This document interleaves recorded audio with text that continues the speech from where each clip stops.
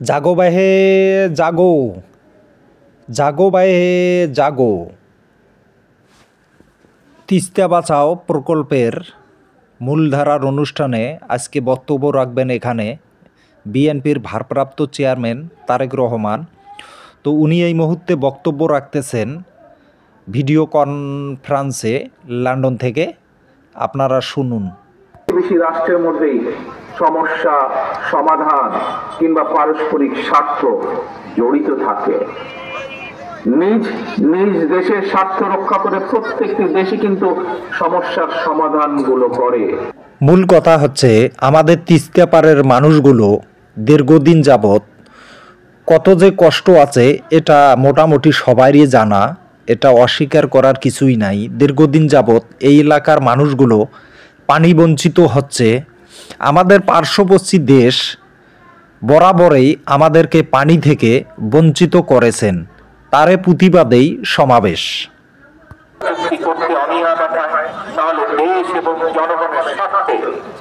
জনগণকে বাঁচাতে, কৃষিকে বাঁচাতে, কৃষককে বাঁচাতে, নদী বাঁচাতে, নাব্যতা রক্ষা করতে, তিস্তা সমস্যার সমাধানের জন্য আমাদেরকে আমাদের বাঁচার পথ খুঁজে নিতে হবে।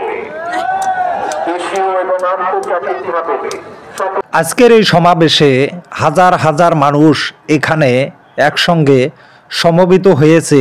2 দিনের কর্মসূচিতে অংশ নিয়েছেন সাধারণ মানুষ।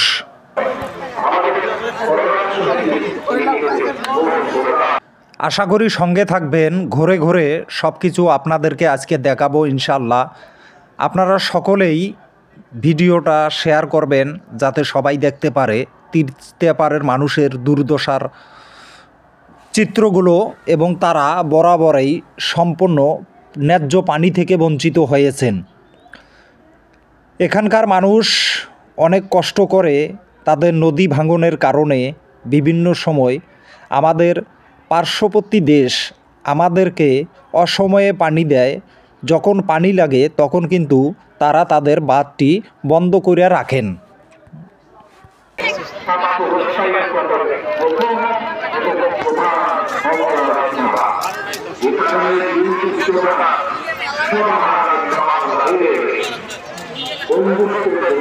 তাই বলবো, দেশ বাঁচাতে সবাই ঐক্যবদ্ধ হয়ে আমাদের সতর্ক থাকতে হবে, যাতে আমাদের দেশের কোনো পরিমাণ ক্ষতি যেন না হয়।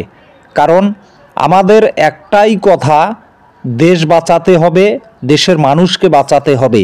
আর দেশ বাঁচাতে এবং মানুষ বাঁচাতে সবাইকে অবশ্যই ঐক্যবদ্ধ থাকতে হবে। তাই বলবো, যে কোনো আন্দোলনে অবশ্যই আমরা একতা থাকব এবং আমাদের ন্যায্য পাওনা আদায় করে নেব ইনশাআল্লাহ।